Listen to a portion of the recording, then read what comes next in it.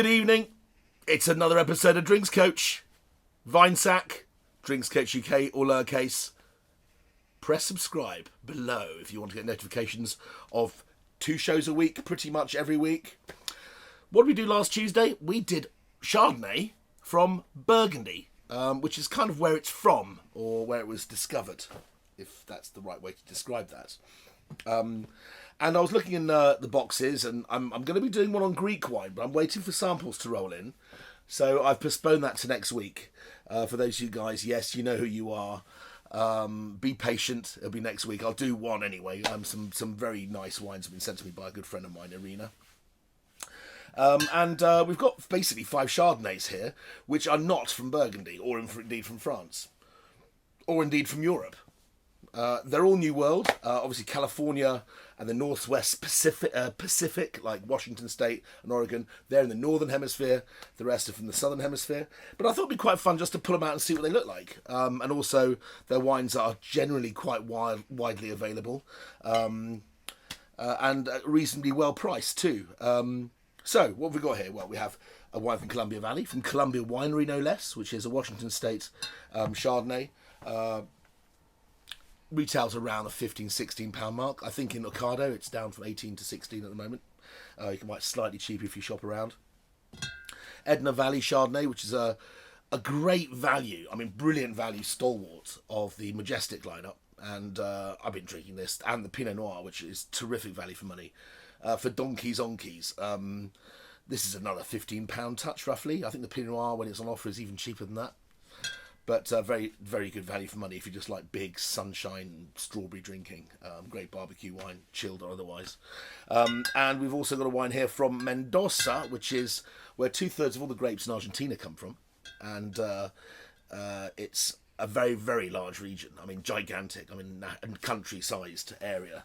And very famous to those people that know about Argentinian wine. But you won't be thinking when you think Argentinian wine much about white.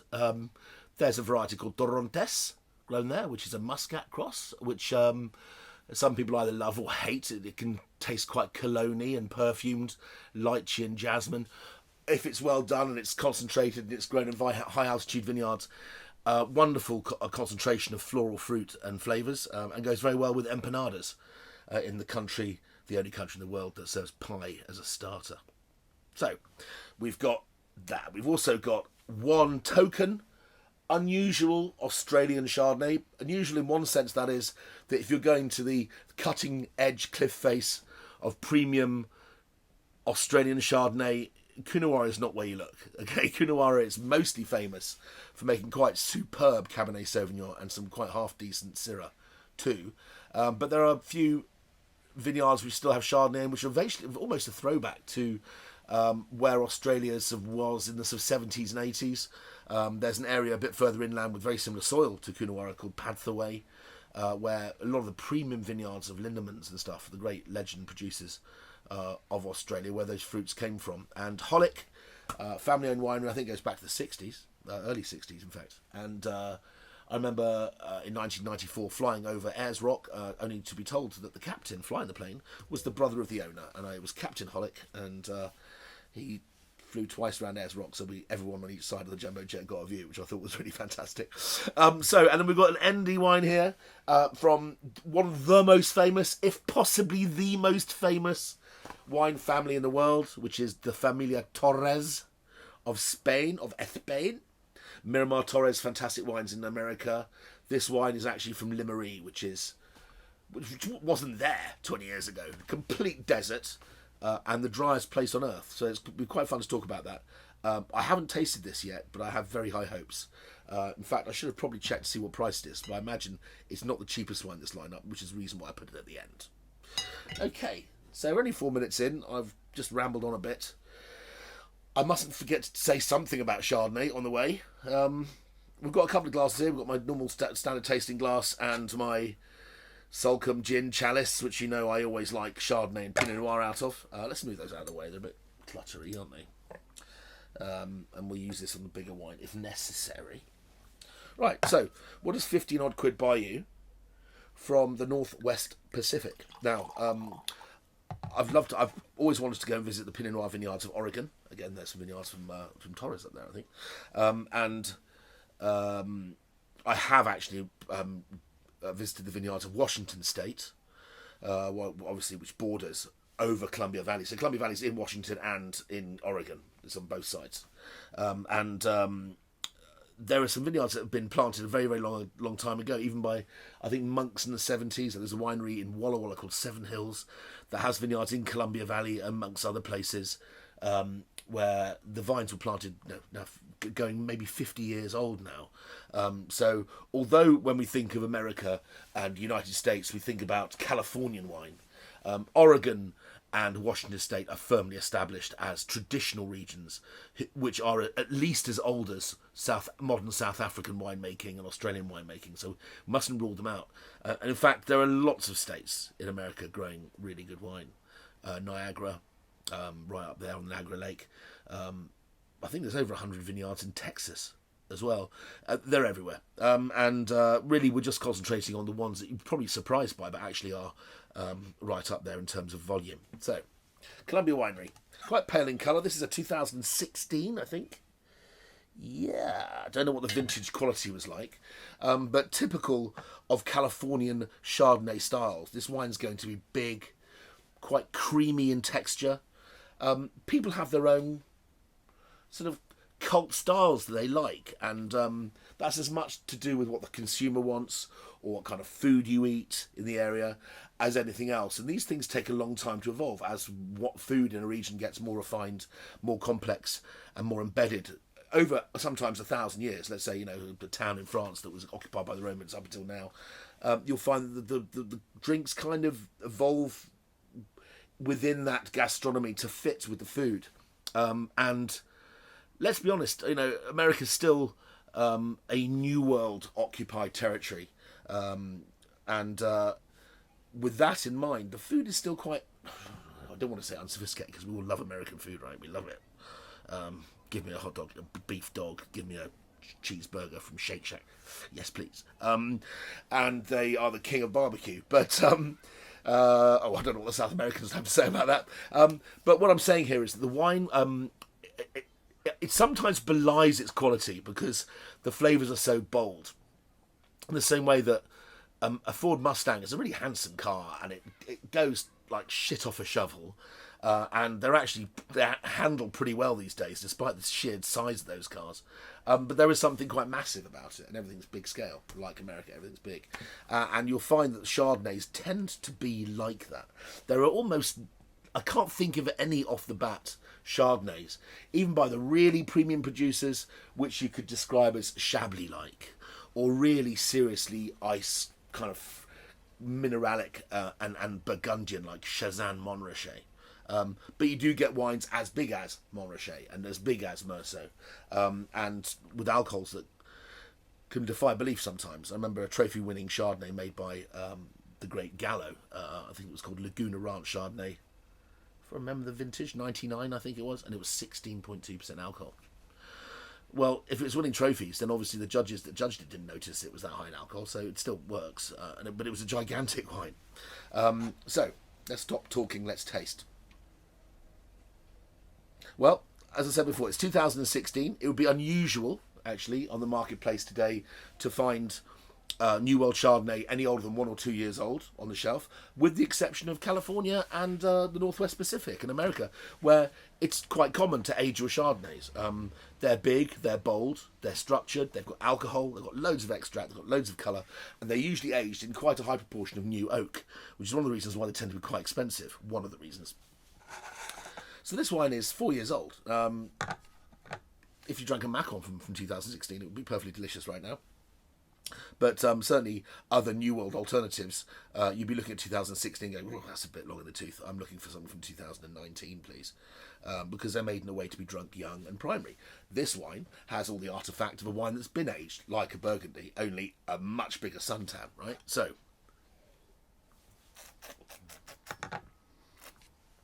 there's a description that you'll find that comes up in old school Chardonnay tasting notes.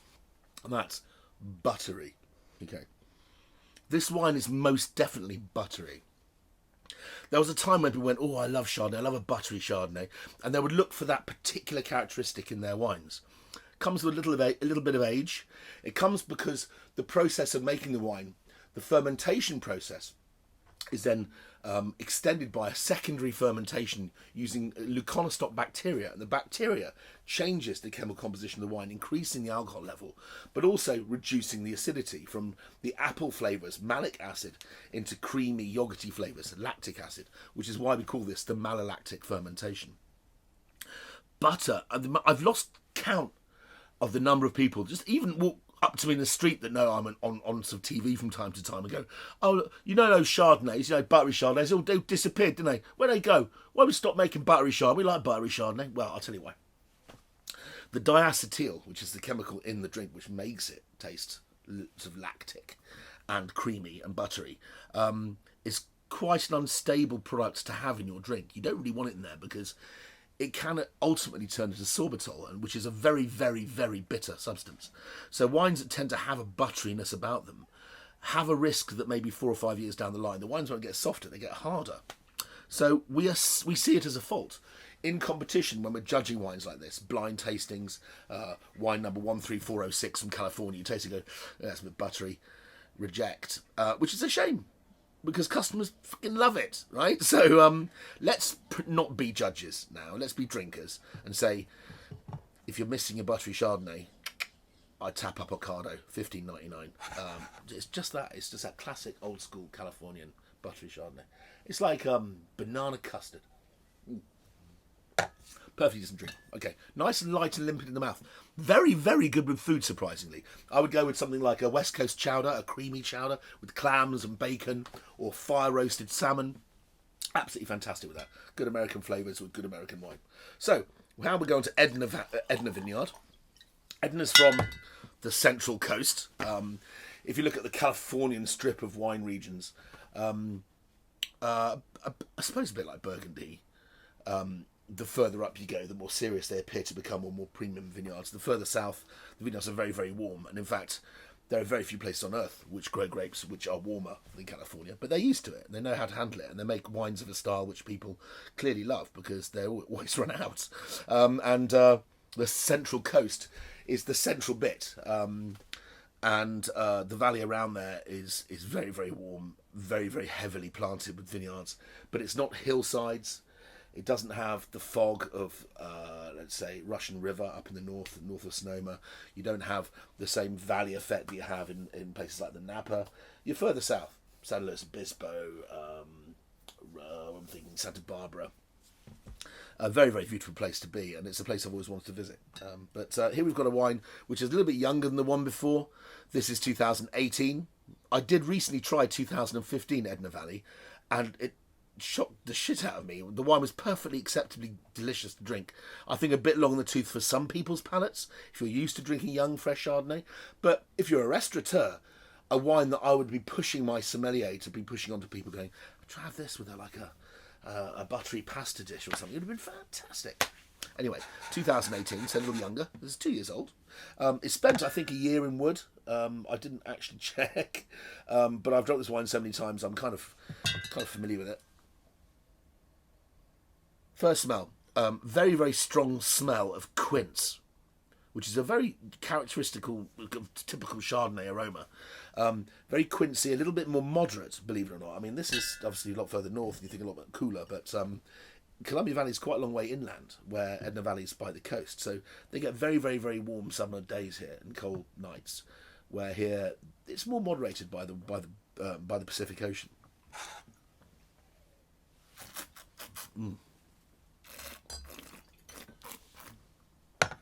More minerality, I think. It's a little shorter, very nicely balanced. I'm not sure what 2018 was like as a vintage.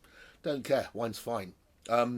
Yeah, like I said, 15 odd quid from Majestic. You will be very, very hard pushed to find anything in California at 15 quid that's any better than this. And if you like your big sunshiny pineapple chunk Chardonnays, have a gander at this. It's a lovely little drink. Right, well, remembering to talk about Chardonnay in a more general sense, I did mention in Tuesday's show that Chardonnay is a cultivar.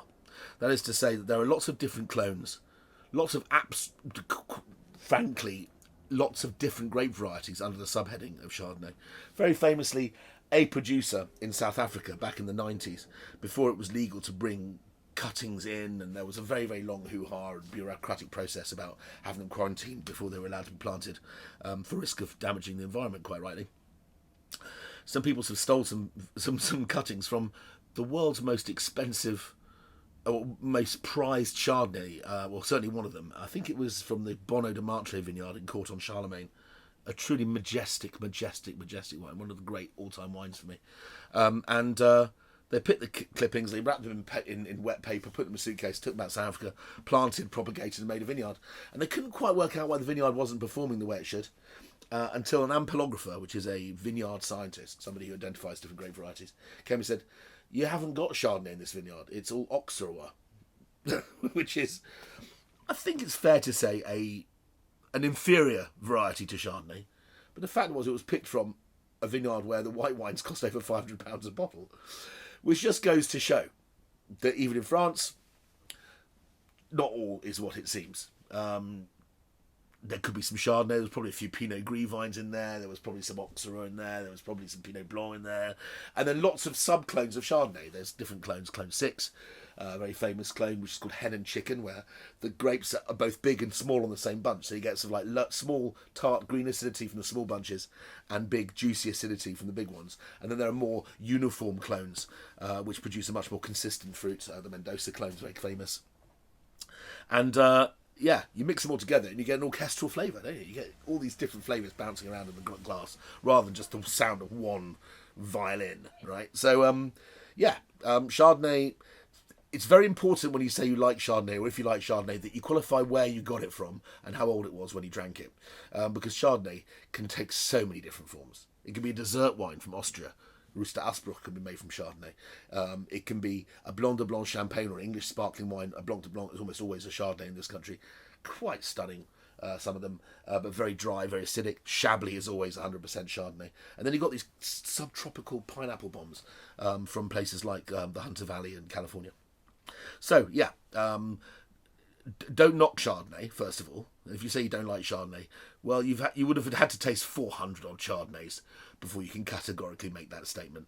But also, Chardonnay has got such a wealth of different diversity that you really can't just kind of flatly refuse and say that you don't like it. It's how it's made, it's what different clones are in it, it's where it is. Much more complex question than that. Okay, so 2019 Colección. This is from Bodega's Norton, one of the pioneers of Argentina.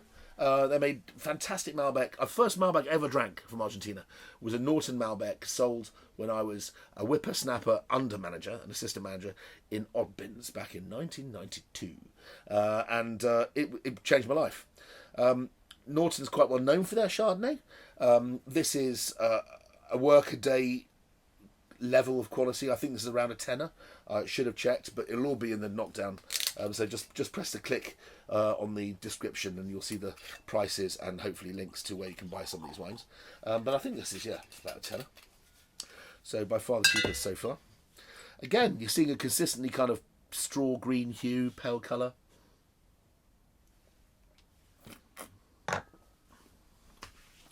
Well, after these two, it's very refreshing. It's a joy. Has almost a very lemony acidity. Not a heavy, not tart lemon, more Meyer lemon, lemon oil, lemon barley water is what I'm thinking of. Refreshing, but nowhere near as complex as these two. This wine tastes like it doesn't actually have any oak at all. May have had a few staves chucked into it just to round it off, but this wine really is made in a refreshing, non-lees aged, non-oak aged style. Very simple, ideal for quaffing. Probably good for sucking down a couple of pies before your steak arrives.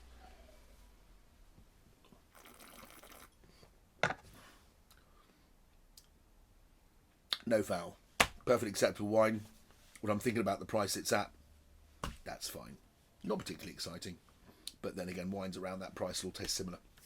Okay, so here we've got Bond Road Chardonnay from Hollick. Shout out to you, Mr. Daniel Lambert. You're probably wondering where I've been.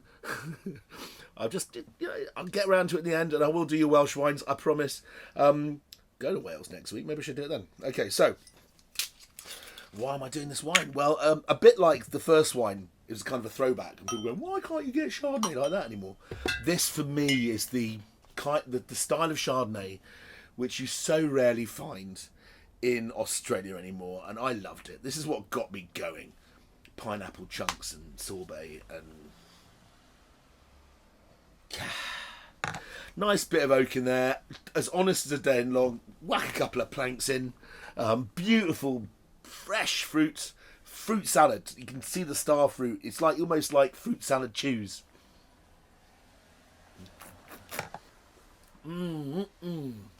Guava, hint of passion fruit, pineapple, more pineapple, bit of mango even. I mean, what's not to like? Crikey, it's like on bongo for grown-ups.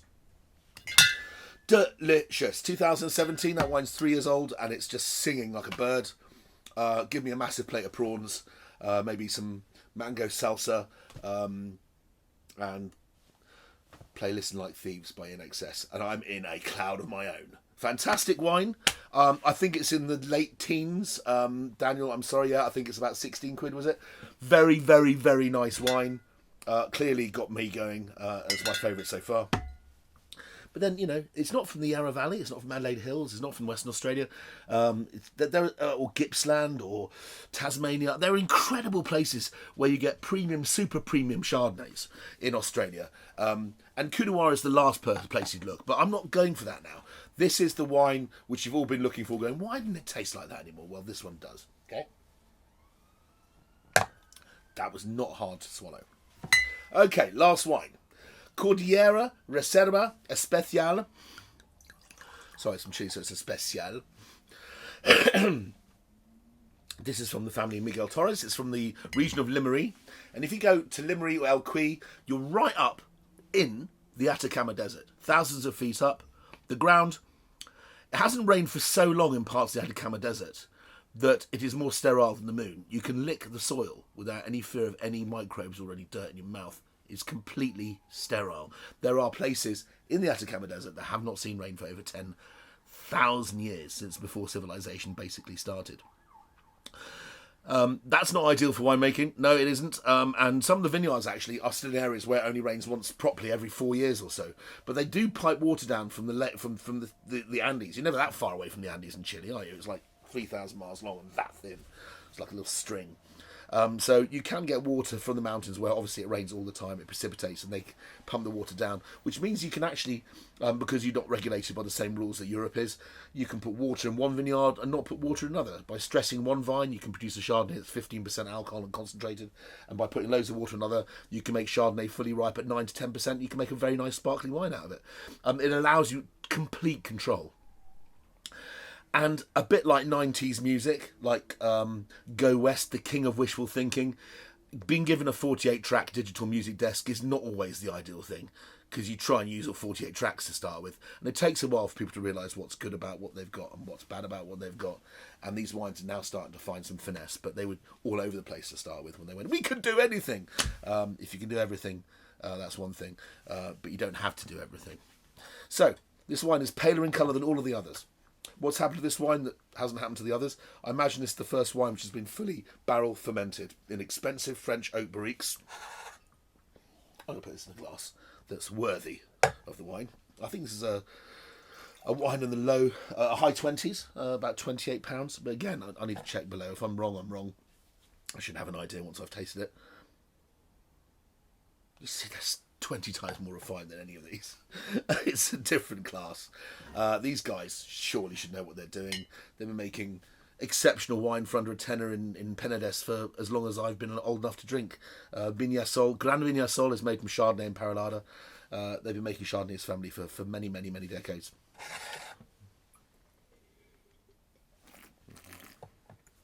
So you think going north, you're going towards the equator, aren't you? But this is the coldest, almost the coldest wine region in Chile. That's to do with high altitude and the fact that there's no hill stopping the cold air coming in from the Pacific. So on one side, you've got the hill, Andy the hill. All the cold air drains down that onto the desert and then blows out to sea where it meets a fog coming back in. So it's ice cold and high altitude too.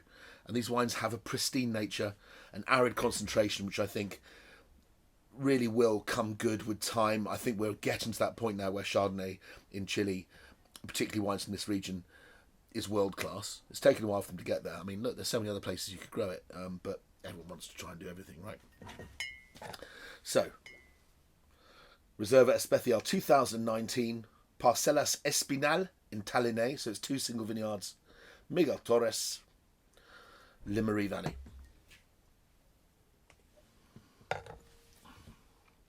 Yeah, you know what, if you want to try a really good Chardonnay from Chile, look on the shelf, and if there's one that's like suddenly sticks out that's over 20 quid, and you're good for it, you don't mind shaking a tail and taking a risk once in a while, you do have to go over that £20 mark to really see the special stuff in Chile.